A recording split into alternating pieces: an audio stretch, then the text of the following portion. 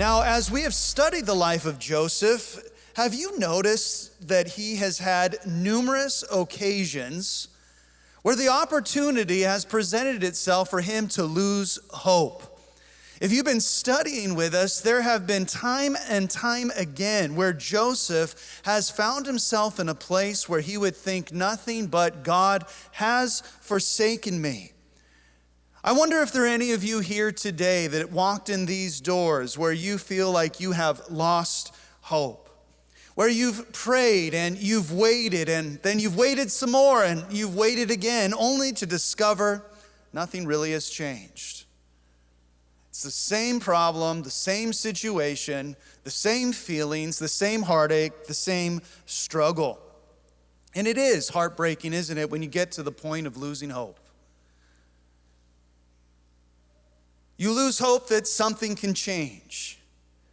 And when we lose hope, it's natural for us to become discouraged and despondent, for we thought that we had heard from the Lord. We thought that God was with us, and we thought that we had received a promise from His Word. We thought also that there would be a breakthrough by now, but there's nothing. And how does that make you feel? Is that a hard experience to experience? Now you know how Joseph must have felt. Now we have probably and hopefully a little bit more empathy for the main character of our study. Now we may have greater insight as to how hope deferred can break a person's spirit. For when Joseph, after he was wrongfully imprisoned, interpreted the Pharaoh's butler's dream, which meant the butler would be freed from prison and restored to Pharaoh's service. Look at Genesis 40. Joseph asks him in verse 14, but remember me when it is well with you. Verse 14, but remember me when it's well with you, and please show kindness to me. Make mention of me to Pharaoh and get me out of this house, he says in Genesis 40:15. For indeed I was stolen away from the land of the Hebrews, and also I have done nothing here that they should put me into the dungeon. And then you skip down to verse 23. It says, after the chief butler was released, restored to service with Pharaoh, that the chief butler did not remember Joseph, but forgot him. The chief butler, Joseph's ticket to freedom out of this prison, had forgotten about him until about 2 years later he had his memory jogged. And yes, you heard correctly, Joseph remained wrongfully in prison for 2 years additionally. He was there. Buddy, where are you? Hey, I've been waiting here now. What's going on? What's the holdup? 2 years I've been waiting for you to put in a good word to the Pharaoh. Now, how about that? It doesn't get any closer to the Pharaoh than putting the cup in his hand. Come on, man. Don't you remember what I did for you? Surely this butler to Pharaoh would have treated Joseph kindly because Joseph had treated him so well. But if you think about it, now he's there for 2 years. What must have been going through Joseph's mind at this time? Now, I'm not entirely sure, but I'll read to you what the Bible has to say about putting your hope in something that appears to never come through for you. In Proverbs chapter 13, verse 12, it says, hope deferred makes the heart sick. Hope deferred, meaning you've hoped in something to come through for you, and it keeps procrastinating. It keeps getting pushed further and further down the line. And hope deferred does make your heart sick. But hope deferred also means that you have put your hope in something that never seems to work out. For here we see Joseph being allowed to spend an additional 2 years in prison. I think that it would be safe to say that Joseph's hope in the butler was more than deferred, it was dead. I can't believe this guy, where he'd forget me like this. But we ask, was Joseph's hope to be in the butler for this situation, or was it to be in the Lord? Listen, God can and does use men to accomplish his work, but our faith must never be in the man. It must remain in God. And this is a very hard lesson to learn. But if you're going to be spiritually mature, if you're going to be a man or a woman of great faith, if you're going to be one who finds spiritual success, you must fully understand the cliche that man will let you down, but God will never let you down. If we are to be a man or a woman of faith, we'll find that our faith in a man coming through for us is not the best place to put our hope. Will we find that we do trust in someone to come through for us, maybe a friend? Or are we finding that we put our hope and our faith in the Lord, the one who created all mankind? This morning, if you're currently sick in heart, you have found yourself hoping in something, maybe other than God, and it hasn't come through. Or maybe today you're still hoping in the Lord, but you're beginning to doubt if it will ever work out. Psalm 42 verse 5 says, "Why are you cast down, O my soul? And why are you disquieted within me? Hope in God." The psalmist says, hope in God, and then says, I will yet praise him for the help of his countenance. See, the person of great faith understands that God's timing is not their timing. Oh, is that true? God's timing is often not the way I would have timed it. I'm the one there like, Lord, any minute now, I've been waiting here for days. With Joseph, Lord, what's going on? I thought this was my divine appointment with the butler to Pharaoh, and I was going to interpret his dream and give him a good report. And then that dream would come true. He would know there was a God who gives revelations of people's dreams. And then I'm out of here. See, the person of great faith understands the need of patient endurance, and Joseph's faith would be tested. You don't just arrive in the hall of faith for no good reason. Joseph's faith would be refined as he would learn to wait on the timing of the Lord. And the Lord's timing is always perfect. For we read in now Genesis 41 verse 1, that it came to pass that at the end of 2 full years, that Pharaoh had a dream, and behold, he stood by the river. Pharaoh had a dream. And this was not just some ordinary dream there in the land of Egypt. God had given to Pharaoh a prophetic dream, though he did not know it at the time. But one thing we do know about this prophetic dream that the Pharaoh did not know he was having was that he wasn't to know the meaning of it on his own. It was planned for Pharaoh to discover the interpretation of his dream by God's servant. Guess who it is? Joseph. It would have been 2 years prior, no doubt, that Pharaoh, let's just say hypothetically, if the butler would have come to Pharaoh and said, craziest thing, O Lord, my king, there is this weird dream that I had while imprisoned, and this slave from the Hebrews gave me the interpretation of the dream. And the Pharaoh could have said, well, how about that? And then went on with his kingly business. But at the appointed time, the Pharaoh had a dream, and now all of a sudden it was personal. All of a sudden, this strange dream that Pharaoh had, it became priority number 1 to figure out what it meant. Principally, we read of God's appointed time for everything, including him appointing time for each of us to wait on him. Do you realize that if you're waiting on the Lord today, that there is an appointed waiting time for you? Where during this time of waiting, your strength is being renewed, your faith is being refined.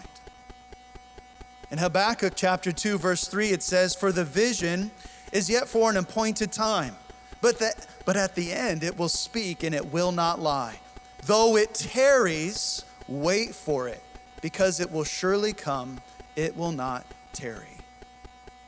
And with that principle in mind, now was the appointed time for Joseph to discover everything that God was preparing him for. And it was a long journey. I've often discovered myself, and I'm sure you have to some extent as well, that waiting on the Lord is a great challenge. It can be very challenging waiting on the Lord. But once the appointed time has arrived, things tend to move very, very quickly. And such is the case that we're reading of today. So Pharaoh had a pair of disturbing dreams, and he was very, very troubled. And the proverbial coin drops, if you will, in the butler's mind. Oh no, I forgot about Joseph. Some of us get offended that someone doesn't text us back in 2 hours, 2 days, try 2 years. Can you imagine that? Hey man, I'm so sorry. You texted me like 2 years ago and I totally forgot. So the butler finally tells Pharaoh of this guy named Joseph. The story that we all know. Hey, he told me the meaning of my dream and it was true. And then he told me I'd be working for you again and the baker would have his head cut off and the birds would eat him. It was gnarly, but it was true. And so it was. He tells him, this is the guy that can help you. And in Genesis 41, verse 14, it says, then Pharaoh sent and called Joseph, and they brought him quickly out of the dungeon. And it says, interestingly enough, and he shaved and he changed his clothing and he came to Pharaoh. He wasn't well groomed. His beard was all over the place. His hair was all matted. He was in ratty clothes that were filthy and dirty from being imprisoned, and they cleaned him up, gave him a clean shave, cut his hair, put some nice clothes on him and presented him to Pharaoh. And Pharaoh said to Joseph in verse 15, I have had a dream, and there is no one who can interpret it. But I have heard it said of you that you can understand a dream to interpret it. Wow. What an opportunity for Joseph to climb the ladder. What an opportunity for Joseph to help Pharaoh discover his attributes, his skill set. You know, nowadays, we're so self-promotional, aren't we? It's kind of hard not to be in some cases. If you want to get ahead, you got to be your number one fan. And that's saying a lot, especially if you have a mom. And so when you're in that place where, now you're like, okay, now's my time to shine. It says, listen to what Joseph said in verse 16. If you're reading along, you can. Better yet, if you read it along. In Genesis 41:16, Joseph answered Pharaoh saying, it's not in me. It's not me. But God will give Pharaoh an answer of peace. How is that for a humble response? Hey, I heard you're the man when it comes to such things. Hey, Pharaoh, it isn't me, but there is a God who gives interpretations to dreams. And then Pharaoh said to Joseph, behold, in my dream I stood on the bank of the river. Verse 17, suddenly, verse 18, 7 cows came up out of the river, fine looking and fat, and they fed in the meadow. Then behold, 7 other cows came up after them, poor and very ugly and gaunt. Such ugliness as I have never seen in all the land of Egypt. And the gaunt and ugly cows ate up the first 7, the fat cows. When they had eaten them up, no one, it says, would have known that they had eaten them, for they were just as ugly as the beginning. And so I woke up. Man, if I had a dream like that, I probably have woken up real quick too. Maybe in a cold sweat. What in the world is this about? The very first words out of Joseph's mouth were to bring glory to God and to be a witness to Pharaoh, who worshiped false gods. And Pharaoh, yes, as I just read, had this dream about the cows, and he also had a similar dream about wheat in the field, but the meanings of each dream were the same. And in verse 28, we pick up again. It says, this is the thing which I have spoken to Pharaoh. God has shown Pharaoh what he is about to do. Indeed, 7 years of great plenty will come throughout all the land of Egypt. Verse 30, but after them 7 years of famine will arise, and all the plenty will be forgotten in the land of Egypt, and the famine will deplete the land. So the plenty will not be known in the land because of the famine following, for it will be very severe. That was the interpretation, the correct interpretation of that dream that God gave. You are going to have 7 years of abundance, but the famine that will follow behind it will be so bad that it will be as if there was never 7 previous years of abundance.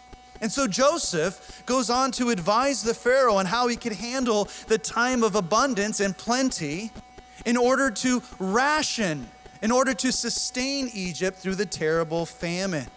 And in verse 37 and 41, it says, so the advice was good in the eyes of Pharaoh and in the eyes of all his servants. And Pharaoh said to his servants, and he asks this rhetorical question in verse 38, can we find such a one as this? As he points to Joseph, a man in whom is the Spirit of God. Then Pharaoh said to Joseph, inasmuch as God has shown you all this, there is no one as discerning and wise as you. You, as he makes the call on the spot as Pharaoh, you shall be ruler over my house, and all people shall be ruled according to your word. Only in regard to the throne will I be greater than you.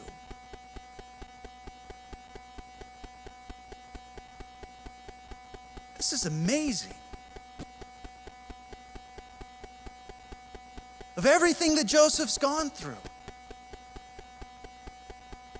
just like that changed.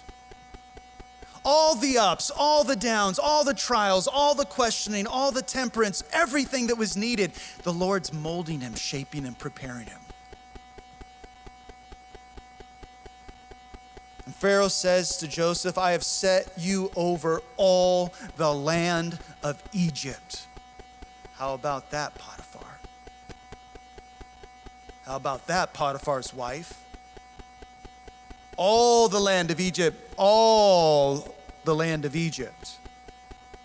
Then Pharaoh took his signet ring off of his hand, and he put it on Joseph's hand. He clothed him in garments of fine linen and put a gold chain around his neck. My, oh my, how things have changed. God, you're so good. Your timing is just so perfect. Always.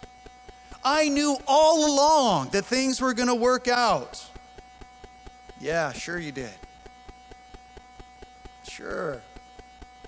What are you talking about? Of course I knew. No, you didn't. It was just the last week, that day you called me up and you were saying, I think God has forsaken me. What am I ever going to do? Listen, Joseph had every natural right to be bitter towards God. He had that right in the flesh, to lose all hope, to think that nothing would ever change for him.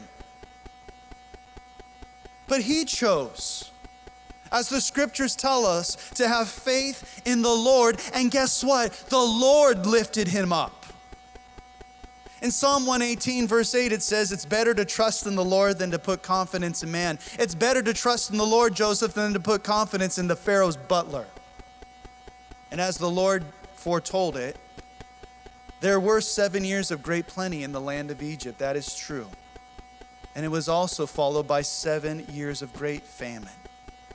Joseph was placed into this position of being second in command only to Pharaoh.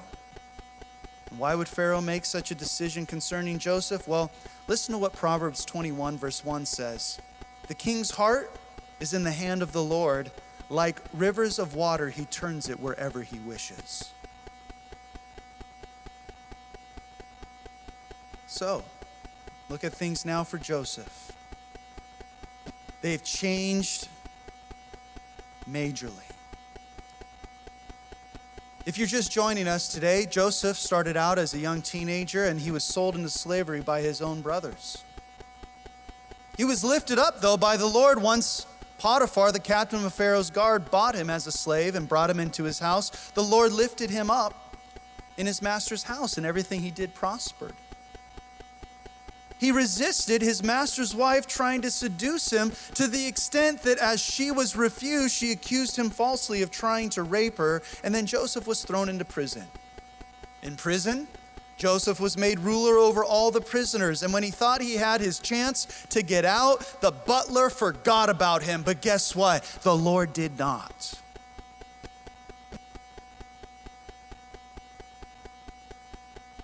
People may forget about us. People that you thought were your friends may forget about you. The Lord will never.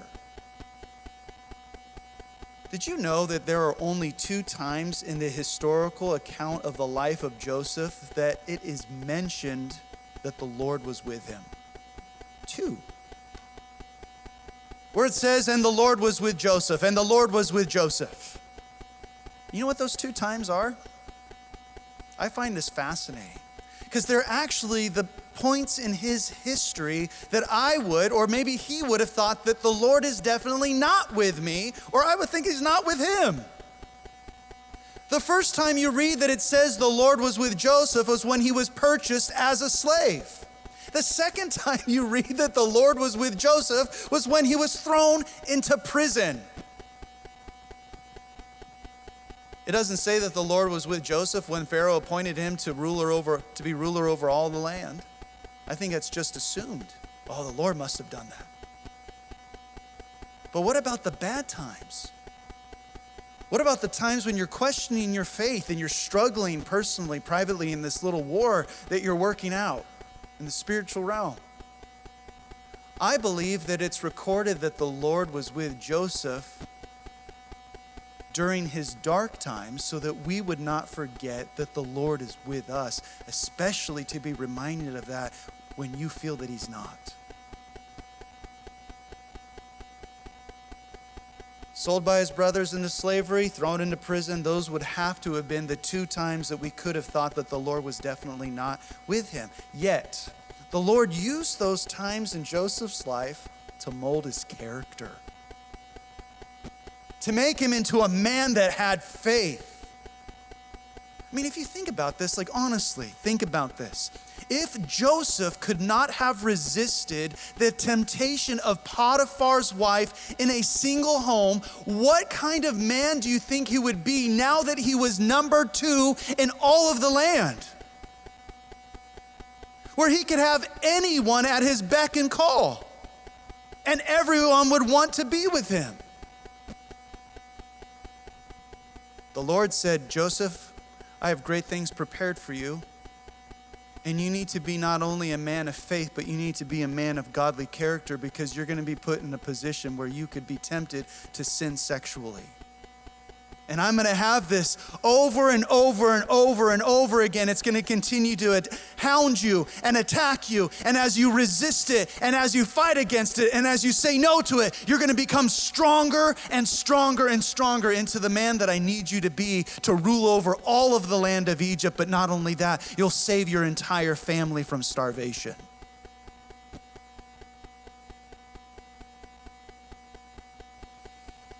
Do you think sexual immorality would be more or less of an issue as a ruler than a slave? Do you think that pride and arrogance would be more of an issue as a ruler or as an imprisoned, falsely accused slave? The point is that God was preparing Joseph for a place of great blessing and responsibility that he was not yet ready for. But God, in his sovereignty, in his great love for us, we see that the same applies to us today, that he is faithful to complete the work which he has begun in each of our lives. Garid, if I put you here, it'll destroy you. You're not ready for that. Son, daughter, if I allow this to happen before you're ready, it will be the worst thing that could possibly happen to you. It will ruin you. You're not ready for that yet. I'm going to have you wait over here. I'm going to have you trust in me over there. I am going to work out everything in the appointed perfect time for you, because I love you, because I care about you, because I have only what is best for you. And I know you don't see it. I know right now you don't understand it. Right now you might even be mad at me. You might be wondering if you should continue to trust in me, but please hold fast to your faith. And as our story goes,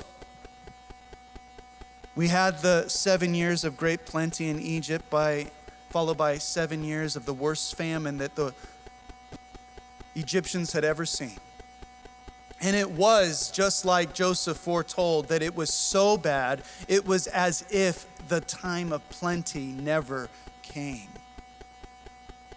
And so as the Lord would have it, he gave Joseph, as this ruler over Egypt, great wisdom in how to store up food during the time of abundance that would last them through the time of famine. And as it would turn out, and you really just can't make this stuff up, look at verse 56 of chapter 41. The famine was over all the face of the earth, and Joseph opened all the storehouses and sold to the Egyptians. And the famine became severe in the land of Egypt, so now all countries came to Joseph in Egypt to buy grain, because the famine was severe in all lands. All countries, including the one that Joseph's father and his brothers lived in. Now look at Genesis 42, verse 6. It says, "Now Joseph was governor over all the land, and it was he who sold to all the people of the land. And Joseph's brothers came and bowed down before him with their faces to the earth." Genesis 42:7 says, "Joseph saw his brothers and recognized them, but he acted as a stranger to them and spoke roughly to them. Then he said to them, 'Now where do you come from?' And they said, 'From the land of Canaan to buy food.' And so Joseph recognized his brothers, but they did not recognize him." He was a young teenager, and now he's in his 30s, it's believed, or so. Then Joseph remembered the dreams which he had dreamed about them, and said to them, "You are spies. You have come to see the nakedness of our land." You can just see his big brother's eyes get wide and start to bulge. Oh no. It says he remembers the dream. You remember the dream? Remember Jacob gave Joseph that coat of many colors? His brothers hated him for it. To top it off, Joseph started having these prophetic dreams, where we can actually read of it in Genesis 35. It's just verses 5 through 8. Joseph had a dream when he was a younger guy, before he was sold into slavery. And he told it to his brothers, and they hated him even more. And he said to them, "Please hear this dream which I have dreamed. They were binding sheaves of wheat in the field. Then behold, my sheaf arose and also stood upright. And indeed, big brothers, all of your sheaves came around me, and then you all bowed down before my sheaf." And his brothers said in verse 8 of Genesis 37, "Shall you indeed reign over us? Or should you have dominion over us?" And so they hated him even more for his dreams and for his words. Like, kid, what are you on? There is no way any of your big brothers are bowing down before you. You are out of your ever-living mind. And they hated him for it. Now all of a sudden, famine has reached their land, and everyone knows that there is someone wise in Egypt. They don't know that it's their brother that they sold into slavery. And they go to Egypt to buy food, and they stand before the governor, Joseph, who was in charge of the allocation of all the resources, and they bow down before him. And they don't know it's Joseph. They just see this very powerful man. This is very not good for the big brothers at this point. Joseph actually throws them in prison for 3 days.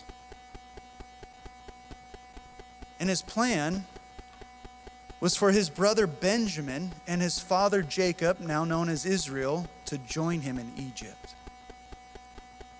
And so Joseph gives them a really hard time, accuses them of spying and lying about having a younger brother back at home with their dad. What's this, some kind of sob story? You guys need to prove it. And through a course of events, Joseph's brothers go back to their home. They retrieve Benjamin from their dad, and His dad was very reluctant to let him go. In Genesis 42, verse 18, Joseph goes to his brothers on the third day and says, "Do this and live, for I fear God. If you are honest men, let one of your brothers be confined to your prison house, but you go and carry grain for the famine of your houses. And bring your youngest brother to me." This was Joseph's first younger brother. Him and Benjamin shared the same mom. "Bring your youngest brother to me," Genesis 42, verse 20, "so your words will be verified and you shall not die." And they did so.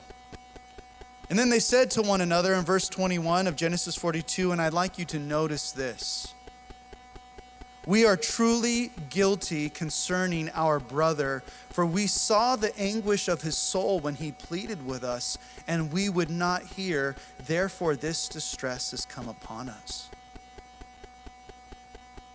Some 20 years later or so, now these brothers, do you remember what Joseph looked like when we threw him in that pit? Do you remember how he pleaded and begged with us? "Guys, don't do this to me, don't do this to me." And we would not hear him. And we sold our own brother. We tore up his coat. We dipped it in blood of an animal, and we told our dad that a wild animal had killed him. And Reuben answered and said, "Did I not tell you, saying, 'Do not sin against the boy,' and you would not listen? Therefore, behold, his blood is now required of us." So here they are, they're speaking in their native language, but they did not know, verse 23, that Joseph understood them, for he spoke to them through an interpreter. Joseph wasn't having any of it. He didn't speak in their language, he understood it. He used an interpreter to communicate to them. And he turned himself away, it says in verse 24, from them, and he wept, as all of these things from the past were resurfacing. And then he returned to them again and said, and talked with them, and he took Simeon from them and bound him before their eyes. They said, "This is going to be the assurance that you'll come back with your little brother." And so they cuffed him and took him away. And then Joseph gave a command to fill their sacks with grain, to restore every man's money to his sack, and to give them provisions for the journey. And thus he did for them. And so they loaded their donkeys with the grain, verse 26, and they departed from there. But as one of them opened his sack to give his donkey feed at the encampment, he saw his money, and there it was in the mouth of his sack. So the money that was supposed to be given to Egypt for the grain, Joseph took that money and stuffed it back in their bags as if they had stolen it. And it says that as he saw his money in the sack, he says, "My money has been restored." There it is, it's in my sack. Then their hearts failed them, it says, and they were afraid, saying to one another, "What is this that God has done to us?" They're losing it at this point. We have sinned greatly. The blood of our brothers coming back on our head. What is it that God has done to us? See, they may have fooled their father, but God has seen all things. Now, all of a sudden, Joseph's brothers, who treated him so wickedly, are now experiencing the heavy hand of God upon them.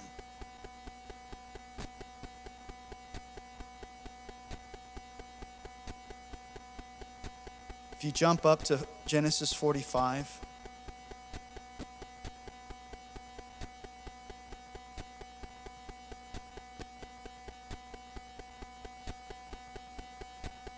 the brothers are back in Egypt now.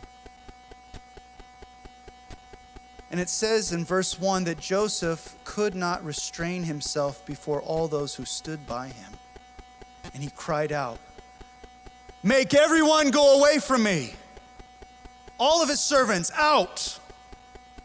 So no one stood with him while Joseph made himself known to his brothers. Genesis 45, verse 2. And he wept aloud, and the Egyptians and the house of Pharaoh heard it. Then Joseph said to his brothers, and here it is, guys, the culmination of everything that we've been studying. "I am Joseph. Does my father still live?" But his brothers could not answer him, for they were dismayed in his presence. "Joseph, you're Joseph." Joseph? My little kid, teenager brother that I sold into slavery, you're the most powerful man? Second to Pharaoh? If I were them, I'd probably be a little dismayed as well in his presence. And Joseph said to his brothers, please come near to me. And they came near, and he said, I am Joseph, your brother, whom you sold into Egypt. There's no making up this story. This was the real thing. But now do not therefore be grieved or angry with yourselves because you sold me here. What? 3 times you're going to read what I'm about to read and what you're about to read here in verse 5. He says, for God sent me before you to preserve life. For these 2 years the famine has been in the land, and there are still 5 years in which there will be neither plowing nor harvesting. And God, now verse 7 again, God sent me before you to preserve a posterity for you in the earth. It's the second time he says, God sent me here to save life. To preserve a posterity for you in the earth and to save your lives by a great deliverance. Verse 8, so now it was not you who sent me here, but God. The third time he says, God sent me to Egypt, not you. And he has made me a father to Pharaoh, an advisor, somebody to watch out for his interests, the Lord of all of his house, and a ruler throughout all the land of Egypt. 3 times we see Joseph acknowledging his faith in God's planning and God's purposes. He didn't say, yeah, you guys really messed me over. How could you do that to your own brother? Have a good mind just to whatever it might be.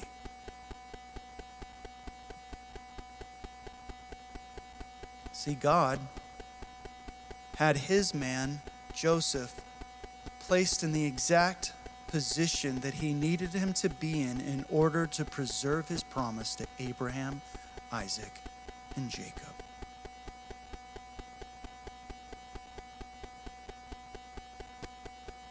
I wonder if Joseph felt from the beginning that it was God who sent him to Egypt. I wonder if Joseph felt from the beginning at all, yeah, God must have sent me here so I can preserve the life of my family. I don't think he felt like that. And if you know in advance God's plan for your life, then that's not faith.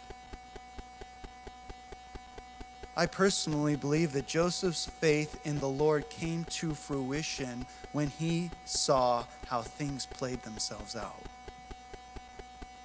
He had to trust, he had to hold fast, he had to endure.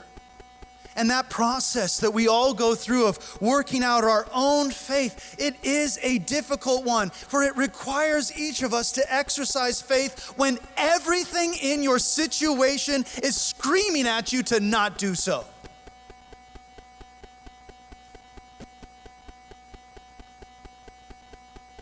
So Joseph reveals who he is.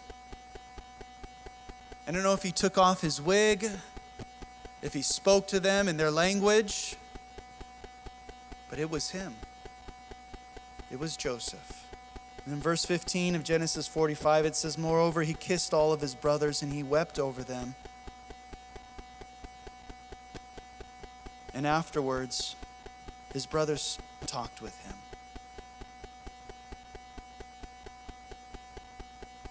And so he sends them to go get Dad.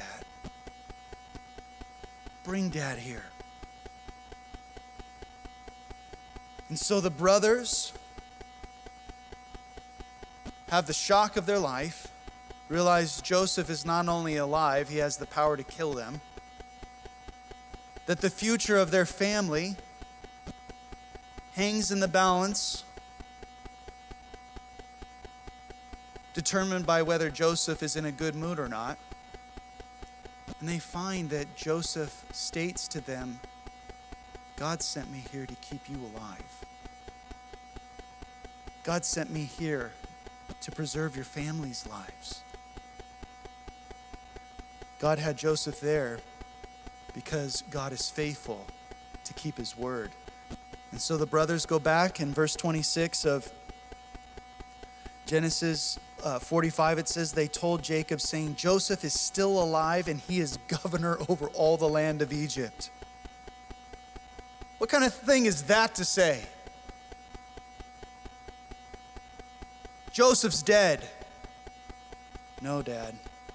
He is governor over all the land of Egypt. And it says that Jacob's heart stood still because he did not believe them. But when they told him all the words which Joseph had said to them, and when he saw the carts which Joseph had sent to carry him, the spirit of Jacob their father revived. Then Israel said, it is enough. It's enough. Joseph, my son, is still alive. I will go and see him before I die.